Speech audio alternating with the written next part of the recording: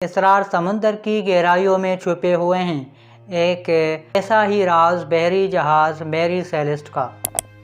1872 میں new York سے ایک جہاز روانہ ہوا جس کا نام تھا میری سیلسٹ۔ اس میں سوار تھے کیپٹن بنجامن اسپوئنر بریگز، ان کی بیوی سارہ اور 2 سالہ بیٹی صوفیا، ساتھ ہی 8 دیگر عملے کے ممبران بھی تھے۔ ان کا مقصد تھا اٹلی کے شہر جینوا تک پہنچنا۔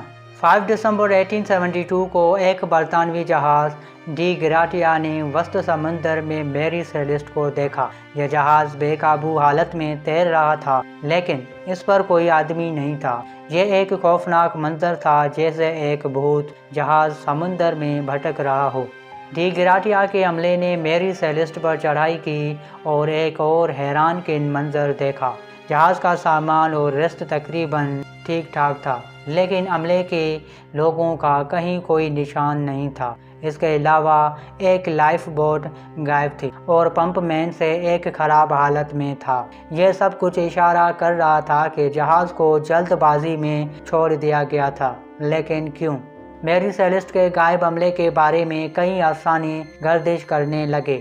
کچھ لوگوں کا خیال تھا کہ قزاقوں نے ان پر حملہ کیا اور انہیں اغوا کر لیا، جبکہ کچھ کا کہنا تھا کہ کسی سمندری عفریت نے انہیں نگل لیا ہوگا۔ کچھ نظریات یہ بھی تھیں کہ جہاز میں دھماکہ ہوا ہوگا یا پھر شراب کا ناقص ذخیرہ عملے کو پاگل بنا کر لے گیا ہوگا۔ حقیقت یہ ہے کہ میری سیلسٹ کے عملے کے غائب ہونے کی وجہ آج تک ایک راز ہے۔